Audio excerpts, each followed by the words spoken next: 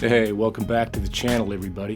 Well, it's still October, so we're going to check out some more of these October creep talks. I hope you guys have been enjoying them as much as I have, and I've been loving those comments, so let's keep those coming. As always, leave a like, subscribe if you haven't already. It really helps us bypass the YouTube censorship and gives others a chance to see these videos. So, I guess with all that out of the way, let's see what we got today. We are live. Congresswoman Marjorie Taylor Greene, a congresswoman of Georgia, is now saying the federal government is literally controlling the weather. We're controlling the weather. It's beyond ridiculous. It's got to stop. Cloud seeding is the most common type of weather modification, and it has many different techniques and applications. Today, it's mostly used to increase rain and snowfall, reduce the size of hail, and reduce fog at airports. Traditionally, cloud seeding has been done from the air. So airplanes have had racks on them where these same flares are positioned on the airplane, and the airplane flies into the storm. So in order to reduce the cost to the client and reduce our carbon footprint, we've been able to station these on the ground. Now, we can do this in places where weather permits. And take from that what you will. Something very strange right now is going on in Wyoming. This is a map of the forest fires in Wyoming right now. You notice they're all mostly on the eastern side. Well, here's a map of the state of Wyoming. And as you can see, the western side of it is yellow, which is mostly federal land. And the white is privately owned. In fact, almost 47% of Wyoming is federally owned land. Well, the fires are all on the private side. Not that there's no reason for that. It's just, fires happen. Maybe it was drier over there. But the only thing is that they just found 2.3 billion metric tons of rare earth minerals in none other than Wyoming, the southeastern corner of Wyoming, near Wheatland.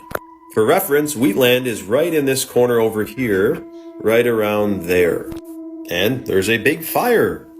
Now, the people of Wyoming in this region of it that actually own the land are against the idea of a gigantic mine going there, changing the topography forever, and who knows what that could cause. But it's crazy. Some of the biggest forest fires ever recorded in the state's history, 74,000 acres. And of course, you do know that the state can confiscate or seize or take property, given that the private landowner is compensated during a emergency or disaster. And the Wyoming Rare Earth Project got $450 million, a loan or a grant from the federal government to get some mining going. So what's with that?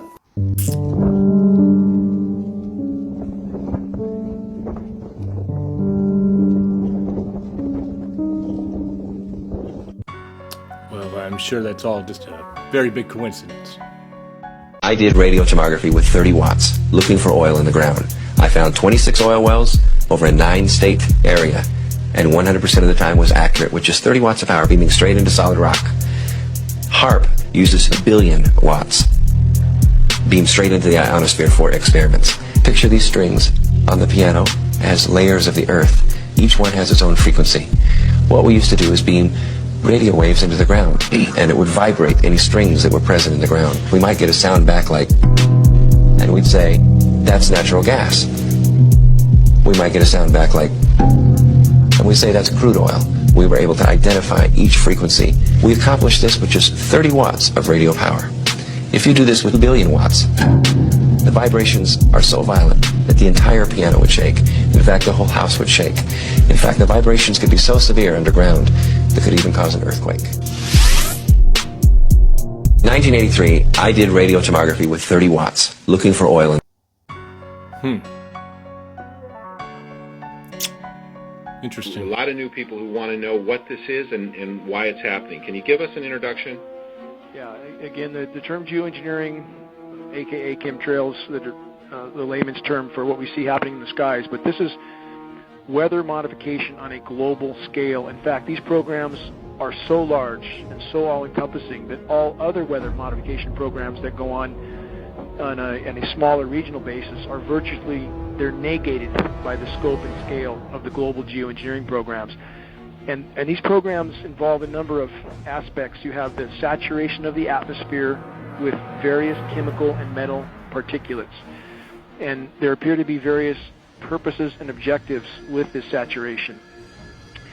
in conjunction with the saturation, which ionizes the atmosphere, it makes the atmosphere more conductive, we have the HAARP facilities, High Frequency Active Auroral Research Program. These are ionosphere heaters. Many have heard of the HAARP facilities. There's not just one or two or three. We believe there's at least 18 around the globe, possibly with 3 more being built in Antarctica right now. And once the atmosphere is saturated with these particulates, and then you add the ionosphere heaters, the entire weather system globally is virtually being thwarted. There is no natural weather at this point, and we really don't know what sort of climate conditions we would have necessarily if these programs were brought to a halt. And they desperately need to be brought to a halt because the saturation of the atmosphere is thwarting the hydrological cycle. It's totally disrupting the rain cycle. Again, we have the artificially nucleated snowstorms, which I just mentioned. You can't go from 100 degrees to snow in one day without a whole lot of help. This includes jet stream manipulation with the HAARP facilities, and we are not guessing at this. We have monitoring sources for this signal, and we can see where the signal is most intense, and that's what steers the jet stream. So then you add artificial ice nucleation, which is a chemical nucleation process. They can turn what should have been rain into snow and drop the temperatures of these storm systems by this artificial chemical nucleation. This isn't sci-fi, this is hard science fact. The weather disseminating agencies are trying desperately their task, and they're all owned at the very top, it appears, by the Rothschilds and or other parts of the global elite complex. Rothschilds in particular are ownership of Weather Channel, Weather Central, Weather Underground. And it was imperative that they own these agencies, otherwise there would be great discrepancy in trying to explain away these events.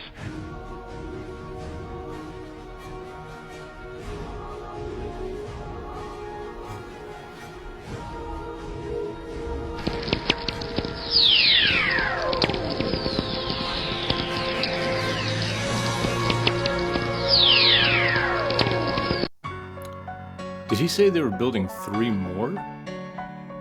So this hurricane, we do have to talk some conspiracies around it. At one point, we mentioned there has to be something that's going to happen right before the election. And we're like a month out, and the whole Bible Belt is destroyed. We're going to do Andrew's reel early. It's wild. Steer a tornado. What would it take? I would be looking at how much can I control or change local pressures in the atmosphere. The circular blue flashes are frequency transmissions. Atmospheric frequency transmissions can have a repelling effect on air masses. Where there are no blue flashes, there is no transmission, thus no repelling effect. So again, I ask, was Hurricane Helene's path just an act of nature, or was it engineered? We've talked about weather manipulation before, and like, that's the whole controlling hurricanes with frequencies. So Doppler radar is a radio frequency. By changing the frequency, it penetrates differently. So the technology does exist with the network of radar satellites to transmit at different frequencies. I don't know if it is weaponized. Dude, and the thing is, if the government ever could control things like that, even if they could use it for good, would they ever admit it? No. Hence my first video. Did they just admit they discovered the technology to create Category 5 hurricanes? Miami, where researchers are creating their own storms in a state-of-the-art lab. It could end up saving lives. In light of these recent hurricanes, I want to share some information with you guys. For those of you who don't believe that is a real thing, I can promise you it is very, very real. When I first started waking up many, many moons ago, one of my go-tos was ShakingMyHeadProductions.com. Great, great website. They got a YouTube as well, just chock full of information, resources, and things that you can use to learn about all of the craziness that's going on in our world. So you're going to go to ShakingMyHeadProductions.com. And then once you get in there, you're going to see up in the corner there, it says menu. You're going to tap up on those 3 lines. Once you click on that, there's going to be a small little menu over there on the left that opens up, and you're going to tap on Truth Vault. Once that opens up, you're going to scroll all the way to the bottom, and third from the bottom, it says Weather Blank Patents. I'm not going to say it because I'm trying to avoid a violation. Once you click on that, it's going to take you to this page right here, and it has a list of hundreds of patents. And at the top of the list, the first one goes back all the way to 1891. 1891. So I picked a random one. Well, it's not really random. It's from 1982, and that's the year I was born, so let's go with it. A white cover sheet material capable of reflecting ultraviolet rays. Comprises at least one outer surface layer thereof, which comprises a substantially colorless matrix material comprising of thermoplastic polymer material, and B, a white ultraviolet ray reflecting agent comprising of ZrO2, the cover sheet material being difficult to be distinguished from snow surface, not only by naked eye, but also by an ultraviolet ray inspecting device. Now, a simple Google search, you can find things that have happened in our past where they have used this technology. Operation Popeye being one of them. Operation Popeye, Project Controlled Weather Popeye, was a military cloud seeding project carried out by the U.S. Air Force during the Vietnam War. The highly classified program attempted to extend the monsoon season over specific areas of the Ho Chi Minh Trail to disrupt North Vietnamese military supplies by softening road surfaces and causing landslides. And then for those of you who don't know what cloud seeding is a type of weather blank that aims to change the amount or type of precipitation, mitigate hail, or disperse fog. You guys remember the Great Mist of 2023? The usual objective is to increase rain or snow, either for its own sake or to prevent precipitation from occurring in days afterwards. Cloud seeding is undertaken by dispersing substances into the air that serve as cloud condensation or ice nuclei. Common agents include silver iodide, potassium iodide, and dry ice, with hygroscopic materials like table salt gaining popularity due to their ability to attract moisture. Techniques vary from static seeding, which encourages ice particle formation in supercooled clouds to increase precipitation, to dynamic seeding, designed to enhance convective cloud development through the release of latent heat. Methods of dispersion include aircraft and ground-based generators, with newer approaches involving drones delivering electric charges to stimulate rainfall or infrared laser pulses aimed at inducing particle formation. I'm not a huge fan of Google, but a simple Google search and you can find all this information yourself. It is my opinion that these weather blank patents are being used in creating these current hurricanes that are going on. And this video is strictly for entertainment purposes only. Yes, for entertainment purposes only. This is a Maui update, and there's a bill being introduced today that addresses the following.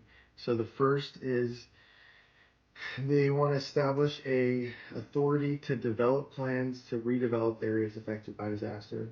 The people of Lahaina are adamantly opposed to this because it brings people that are not from Lahaina into Lahaina in positions to make decisions for how they move forward. The second is the bill establishes an income tax credit to incentivize the voluntary relinquishment of property located in areas affected by disaster.